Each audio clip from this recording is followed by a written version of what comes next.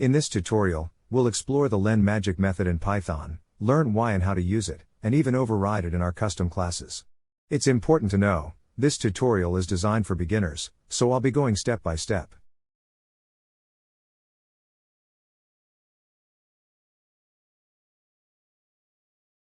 Here, I've created a list of 5 fruit names. To find out how many elements are in the list, we can use the len function, like so. This function is utilizing the len magic method internally.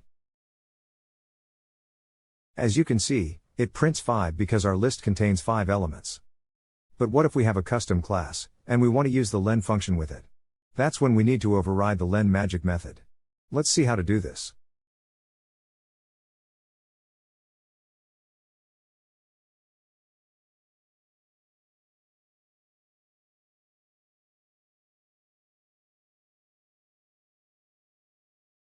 I've created a class myFruitBasket.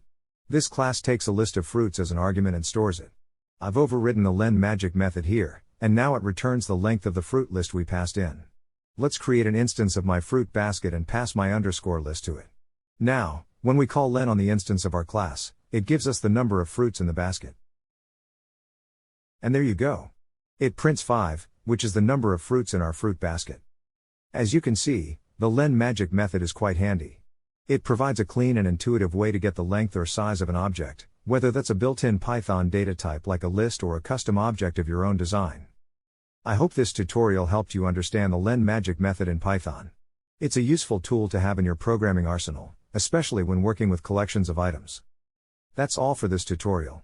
Remember, practice is key when learning how to code, so try implementing and playing around with the len magic method yourself. Stay tuned for more fun and educational Python tutorials. Happy coding!